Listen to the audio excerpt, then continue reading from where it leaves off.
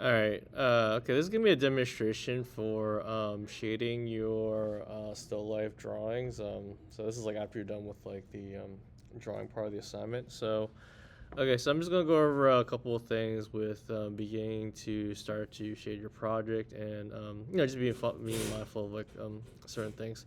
Now with my drawing though, there's obviously some areas I can work on a little bit more. I didn't finish my background, but I'm mainly just gonna focus on just shading the objects of the table, and just going over a couple of things that will be helpful with it. Okay, now when you do begin shading though, you can use some of the darker pencils. So I'm actually gonna use the 6B lead that's in your bin. This is the darkest possible pencil you can get, like in terms of darks. So if you want to work on lighter lead, that's fine. Or HB is okay too. It's just gonna look a little bit more grayer though when you finish shading your drawing. All right. You want to make sure to have an eraser and then your one of the blenders on the table. Okay, so you want to make sure to have all those materials. All right, now I was working from this picture here though.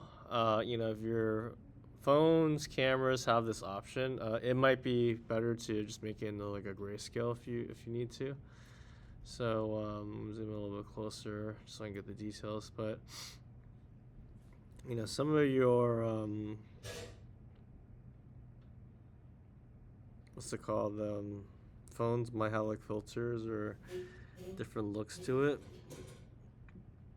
So I'm just gonna make mine black and white though, just because if you want an easier way of seeing like the values, the easiest way is just making it into black and white. Okay, so I'm gonna kind of zoom this in, but have this on the side to look at. So okay, pretty much though, it's just you're looking for your values. So you can basically kind of start wherever you want. Um, if I want to work on like this part here, this is really all just a black. So, you can go pretty dark with the black here. And still like work lightly with the pencil. Uh, I'm gonna zoom in a little closer so you guys can see what I'm doing. Pretty simple though. Just like the practices that we've been doing. You're really just shading these values in. So this one's a little bit trickier to do though, just because there is a little bit of like what they call like rim lighting around like the edges of like this dark area here, and then it's almost like a gradient being created from like this part here, with the really darks. Okay, but I'm gonna shade lightly though, but I'm gonna leave like some of these edges a little bit white, just so it kind of creates in a little pop-in effect. Okay, but most of the stuff I'm gonna shade black though. All right, so keep in mind that as you guys are shading though, it's you want to use the blenders to just kind of what we call move the graphite around, so give it a little bit more of a softer look to it. But I feel like sometimes the softer look makes it look a little bit more realistic. And this one's like almost like a pure black that we see here. So okay, but I think I get the idea though. Um, because this is a black camera, that's why like it appears black. So I'm gonna do the same thing over here too, but I'm gonna keep more of these parts a little bit whiter. So this one's a little bit trickier to do though, because it's going from like a dark to like this lighter gray here into a dark again into like a light. So there are like a couple different highlights. So I'm just gonna just shade what I see here, but I'm not trying to make it all sorry about that, dark at this point. So yeah, I'm really trying to capture the going from like a dark here, going lighter, then going dark, and then there's a little lighter highlight over there. So okay, but it's really just looking at your drawing from observation, and you have to just pay attention to like the details in the drawing. Okay, now I'm obviously not going to draw every single little detail in this part here, and then this part, we're just gonna make this one darker or black right here. We're gonna leave a little bit of highlight on the top here though. Okay, but now for these individual parts though, I might just, shade the, like the bottom part dark. There's the little details though, I'm noticing in the little, like, what's it called, the little crevices though, it's darker on the bottom and lighter on the top.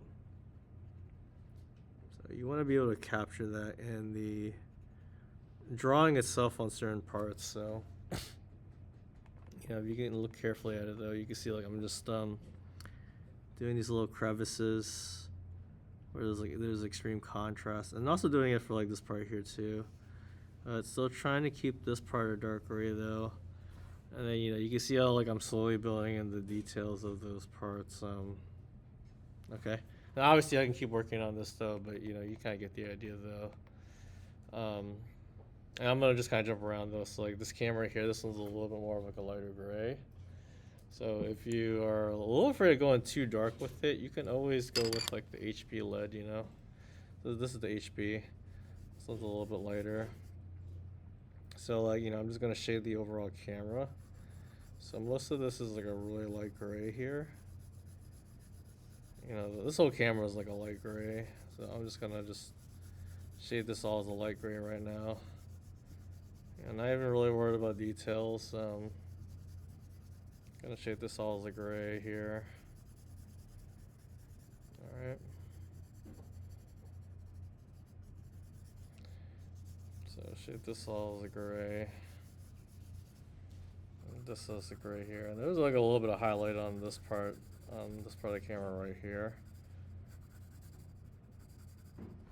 Okay, so, and then also if you want to just go shade in like those dark areas, because I really want to like have that contrast pop out.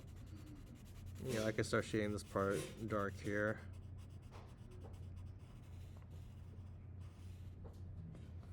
So this is dark here. It's actually a little bit of highlight here, but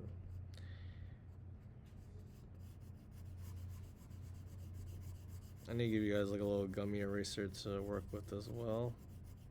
But I mean, we can do that later though. It's not a big deal. So I'm just using those blacks to pop them out more. This part's black too. So you really want to have that nice contrast though when you're working on the shading in the drawing. So don't be afraid of just going like, light gray and even like a black, kind of flip back and forth.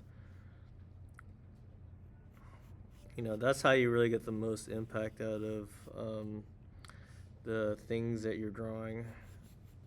And then, you can go a little bit darker with some of the gray areas. Like this part's a little bit darker over here. And then you have like a little cast shadow on the bottom of the object here. And then there's a little bit of shadow going on like right here. Really, I'm just drawing what I'm seeing right here. So I'm seeing like this really dark shadow under the object. So it's like a lot of things that we've practiced on before. And then, as you're working, you can, use the blender, a little bit of shading. This part got a little too dark. I need to give you guys a gummy eraser, so I'll make a little video with the gummy eraser, but we can kind of line up some of the areas a little bit more with it.